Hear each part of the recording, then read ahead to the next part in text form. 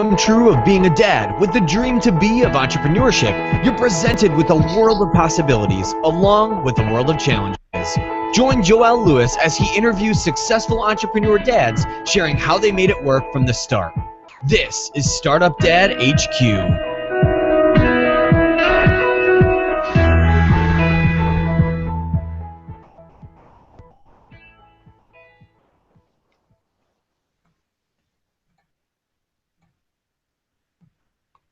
Hey, welcome to Startup Dad Headquarters, where we're exploring the intersection between fatherhood, entrepreneurship, and life.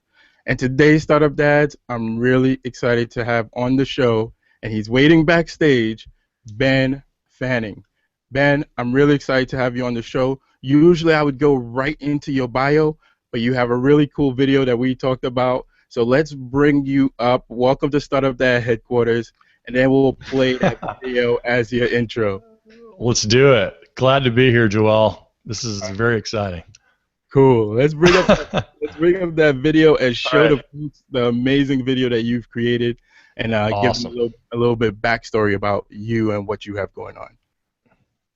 I woke up in the middle of the night and I felt like I had the weight of a bowling ball on my chest. I couldn't breathe, my heart was racing, and I wasn't sure what to do. I spent my whole life preparing for this specific part of my career when I finally had the corner office. And once I had it, it wasn't at all what I thought it was going to be. The hours were longer than ever. I was under more pressure and stress than I ever had been in my life. And I felt like I'd bought into a dream that just ended up being an illusion.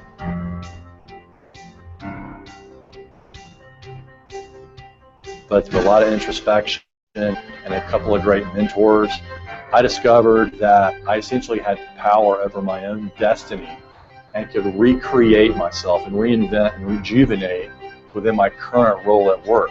And what I found in that was that I came home and got more motivated when I was helping others at work and in service to them. So I've used this and I've channeled all these experiences with my coworkers and my clients, and even interacting with some of the most frustrating bosses I've ever had. I've channeled all of that into this Create the Job You Love blueprint. I didn't give up the hour-and-a-half train ride each way, and I didn't give up the 80-hour work week. What I gave up was my approach. I'm Ben Fanning, and I want to help you create the job you love without quitting.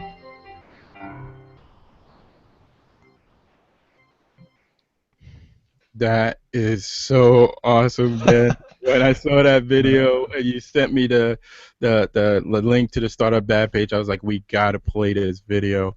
And I love the balance, because what I'm trying to do with Startup Dad, and what I've said multiple times, is that not everyone is a startup dad. Not everyone is an entrepreneur, right? Some people don't want to take that risk, and maybe they're not completely happy with what they're doing, the job that they're in, and they just need to tweak some things. And I think bringing you onto the show is going to, one, you're a startup dad, but you're helping dads to figure out whether, hey, you want to stay in your 9-to-5 and just turn it into a better situation, for the lack of better words. I'm sure you'll be able to explain it a lot better than I can. Or maybe you do take the leap and you go and explore the entrepreneur journey. So, Ben, I'm really excited to have you on the show. I shared your intro, the video there. Let the startup dads know a little bit more about you and what's really exciting you about your business right now. Yeah, thanks, Joel. I'm delighted to be on here, and thanks for sharing that trailer. That really recaps my personal story. After years of big dreams, the corner office, I really had this vision of myself being this jet-setting CEO, and once I finally got a corner office, it wasn't at all what I thought it was going to be. It was more hours than ever, and I wasn't really connected to the work I was doing, and it was very stressful. And so through a couple of good mentors and a lot of introspection, I was able to really reignite my career, just as it says in the trailer. And what's really exciting now about my business was, and this was something like if you have startup dads that have your own business and maybe you want to make some changes to make it better, or if you are working in a corporate environment as an employee, the real magic is to find what really excites you, which for me was helping and serving others. And I started doing that inside the corporate environment, and then gradually transformed my role there, and then launched a business outside of that where I help individuals, groups, and organizations. And I work with them around creating the job they love, helping employees create the job they love. And what's most exciting to me now is being able to scale my vision, which instead of just helping people only in individuals or groups and organizations, is really spreading the word through this book that I recently launched in November called The Quit Alternative, the blueprint for creating the job you love, ... without quitting. Right. And in conjunction with that, I've launched a course called Quit Alternative Training Academy, where I break down the chapters and the steps even further in great detail, and there's a live mentoring component where I meet with people and meet with our group every week to make sure that they are, answer their questions, make sure that they're able to stay on the path. And if you're someone who's facing a lot of frustration in your job and really considering the entrepreneurial path, I think that's awesome, and that's a totally legitimate path for a lot of people. But I think one of the keys that I think would be helpful to think about is, what if instead of you were just quitting your job because you were frustrated, what if you actually considered, once you get to that quitting side of it, you're actually running towards something that you're really, truly excited about doing? And for me and for a lot of people that whenever they do leave, they're making that departure because they're running to something that they're really excited about. Because when you're in a job that you're really just sort of sick of and frustrated, really anything can start to look better. But there's the old expression that the grass is always greener on top of the septic tank. And so, meaning that you may think the life of an entrepreneur is going to be way better than life in a corporate environment, but I think the key is to really create the job you love first. So whenever you do get to the point of creating the business you love, it's more of a natural progression, and you're really tuned in to what you're most excited about work-wise, and you can translate that into an entrepreneurial sense. Yeah, awesome. I love the title of your book, Quit Alternative, and there's this quote by Les Brown that says, a lot of people die. I'm going to mess it up a little bit, but it says a lot of people die at the age of 25, but they don't get buried until the age of 65, 75, 80. Oh, wow. Yeah. That's a zinger. That's a zinger. And basically, there's a lot of people who maybe they don't necessarily quit their job, but they've tuned out, and they're just kind of going in, doing what they need to do, just enough not to get fired, and get their paycheck and stuff like that, and they're not making any changes. And I love the title of your book and what you're working on with regards to reigniting that passion, finding a way. There's a reason why you went into a certain job. Hopefully it wasn't just to chase the paycheck, and you had a dream, and you had, like you said, you had this vision of this corner office, and just somewhere along the lines things didn't line up perfectly, but you were able to find or reignite the enjoyment of going to work by serving others. And the other thing that's great about your story is that a lot of times my startup dads are, I hated my job, or I didn't like what I was doing, and I was frustrated, and I decided to become an entrepreneur. When you're in your situation, it's like you enjoyed what you were doing after you developed alternative, but yet you still ran after something that was really exciting you, which is your business right now. So I'm really excited to have you on the show. But before we dive deep into your startup dad story, Ben, we have to take care of some important business. And I like to kick this first segment off with this quote: "No other success can compensate for failure in the home." Would you agree, Ben? Yes, that is where it starts. Perfectly, perfect. Indeed. So with that said, is that a requirement? We're going to end the interview otherwise, I guess. Yeah, if you say no, that's it. The interview's done. Yeah. So perfect. With that said, I want to bring up the family fun photo. I ask each guest to submit a family fun photo, and the reason why I do this is to make a connection between you and my audience, right? So, sometimes we hear about these amazing entrepreneurs. So, a lot of times we don't even know whether they're dads or not. And that's what Startup Dad is all about, is to talk about the fatherhood aspect of things. And then we'll get into, obviously, your Startup Dad journey. So, Ben, share with us what's going on in this photo. It looks like you're having a lot of fun here with your daughter. Yes, this is my daughter, and she is almost 4 years old.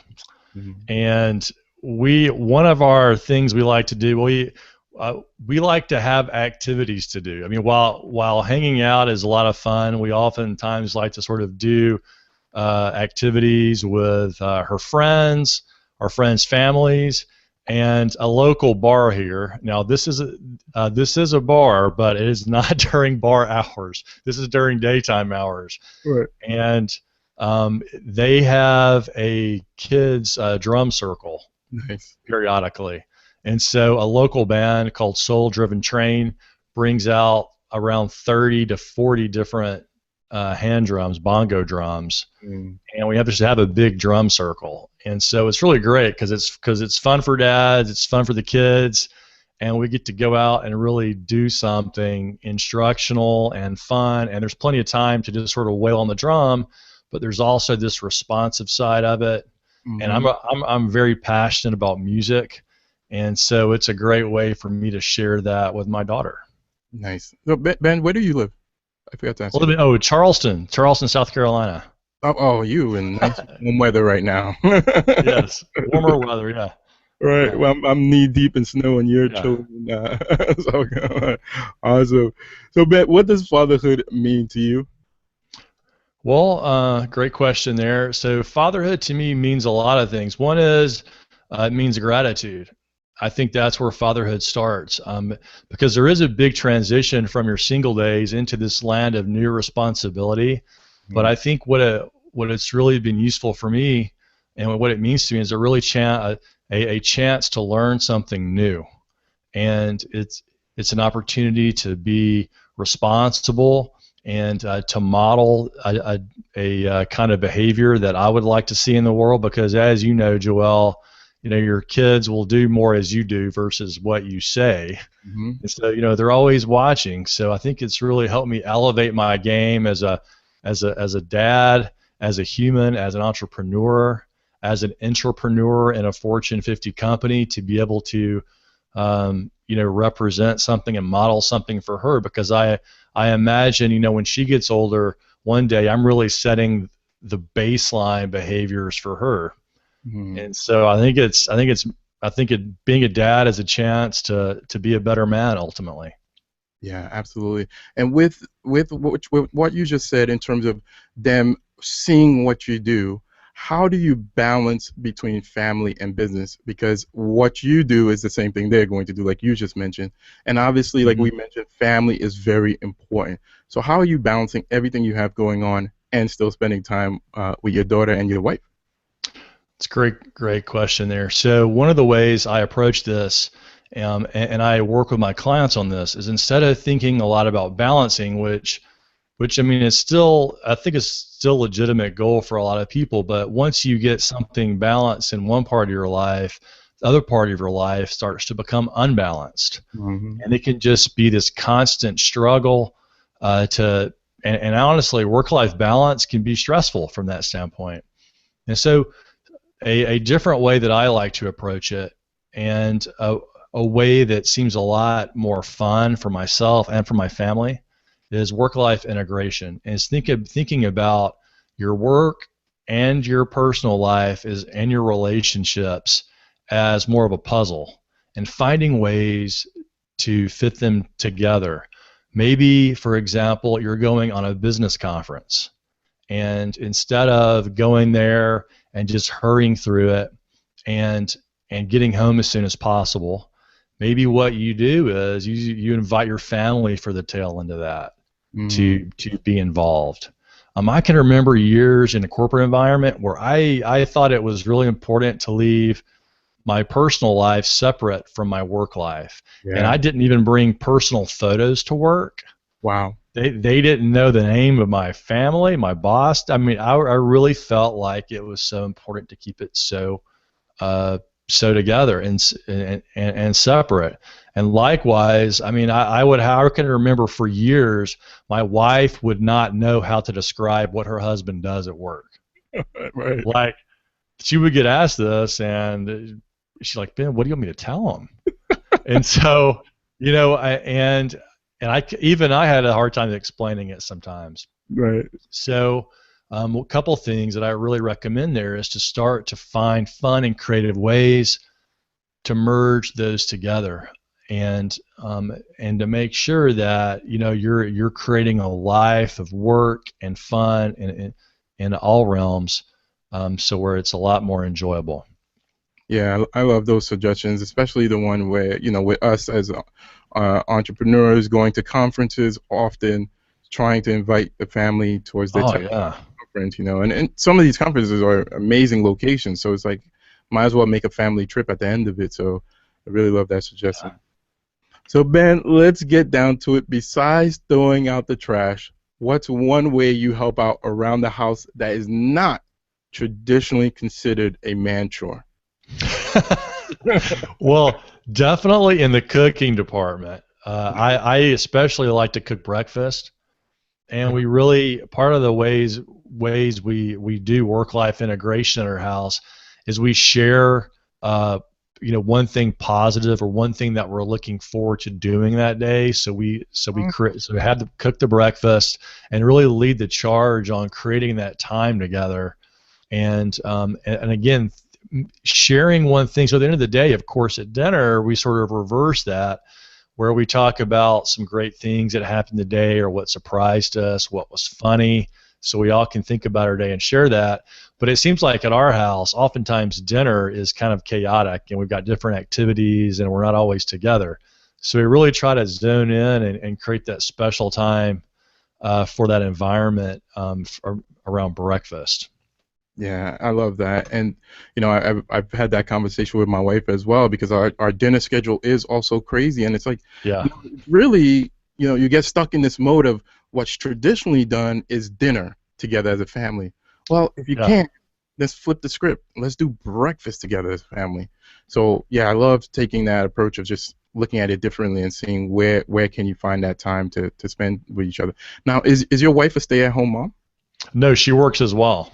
Oh, wow. Yes, Yeah, she's a pretty crazy schedule. She's in the healthcare arena, so it's very, she's got a crazy schedule, sometimes weekends, sometimes nights. So it really, you know, it really, and I think that's one of the things that's obviously changed, and a lot of people know that listening, is that there are a lot more women working now, and rightly so. They want to have a professional career, and, you know, it definitely has changed the family dynamic quite a bit.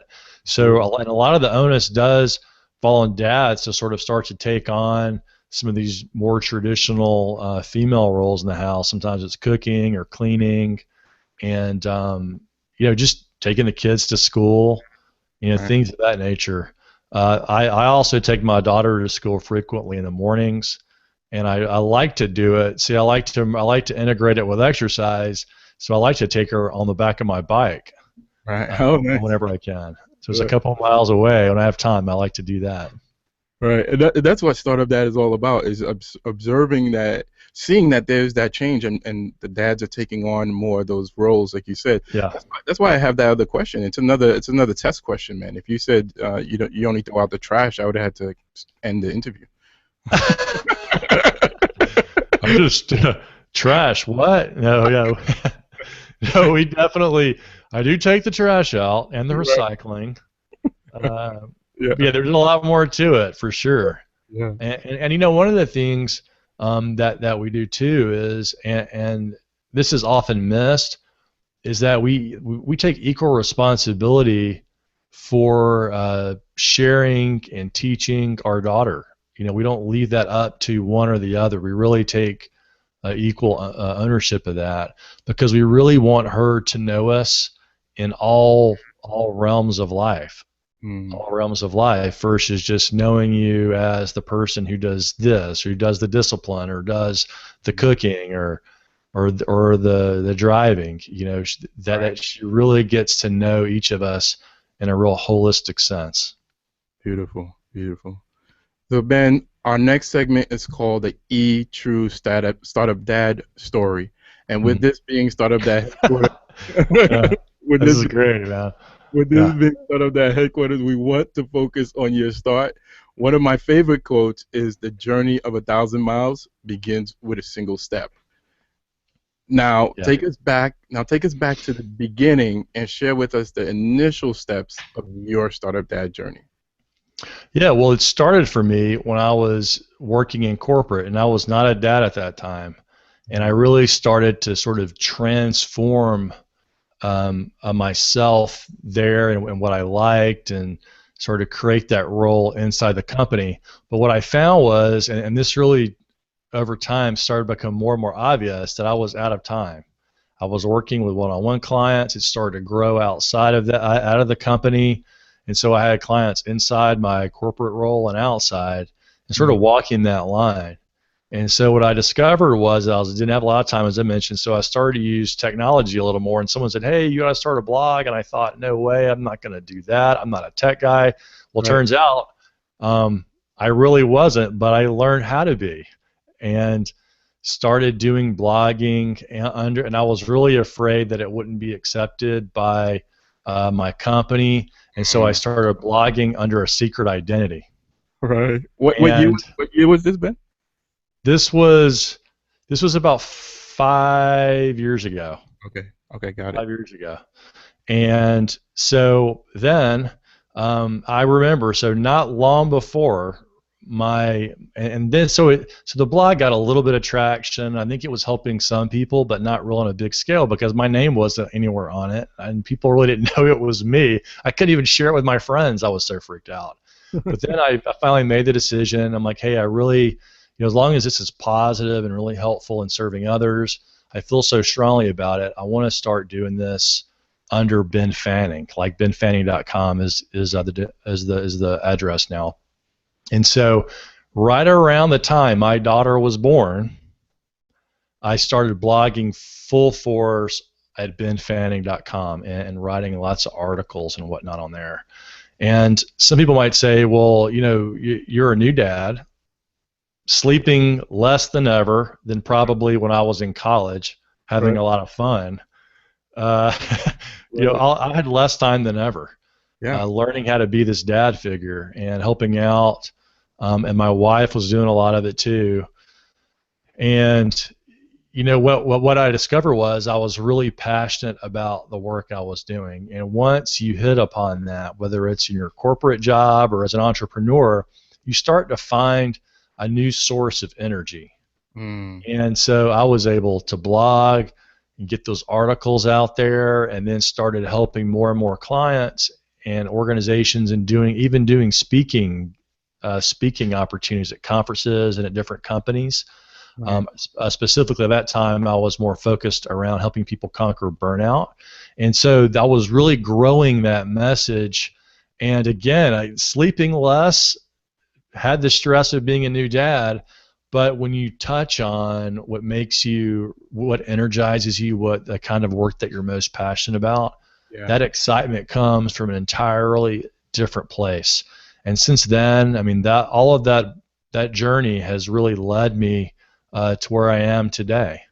And it's interesting how it really kicked into high gear right around the time I actually became a dad, which people find that to be shocking, but it's a big time of transition in my life. So Ben, take us back to that 5 years ago. You decided to create a blog. You didn't know anything. You didn't know anything about a blog. No. How did you one, come up with your topic, and did you do any validation or anything like that? And then two, how did you get over the technical hurdles? Okay, great question. So I had no idea what I was really doing with it, but there's a lot of helpful information, as you know, on YouTube. Just like this podcast is going to be on there, hopefully helping a lot of people. And so I just stumbled through it. I did not pick a great topic. It was more of, I was sort of writing about careers and stuff like that, but it was more about just learning the process. And really what I would recommend to somebody else, and what I did, and this was my key to success at that time, was I blocked out 30 minutes a day.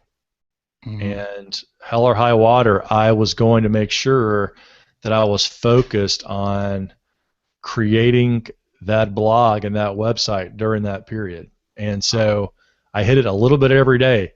And I always recommend to people, I'm like, if you're going to start a blog from scratch or start writing, or start a podcast even, it's so important that you bite it off in small increments. If you try to tackle that whole beast in a weekend, it leads to a lot of source of frustration.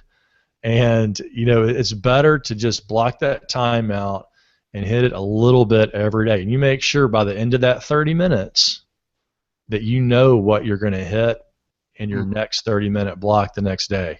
Because if you sit down, there's the big blank page there, there's, who knows where to start. You just sort of sit. But if you've got a really defined action like today, I'm going to go through and I am going to get a header for my website off of Fiverr or something like that. Like, that's the one thing. Just do that one thing.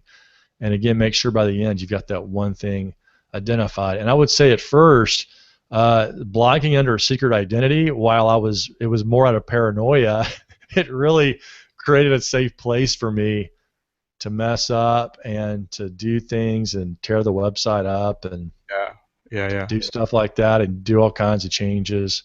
And once I discovered, though, for me, that it wasn't the blogging itself that I was passionate about, it was the people that were reading it and that I was serving, that I was passionate about serving, then blogging became much more enjoyable for me because I knew I had a greater sense of why I was doing it in the first place. Yeah.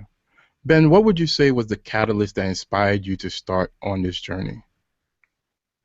Well, my own experience. And after suffering through burnout and really experiencing sort of the dark side of what work can be like, where you're working hard, you're working harder than ever, you've got the title, but it feels very unfulfilling. And after going through that and recognizing that most people in the world spend most of their hours awake, they spend it working.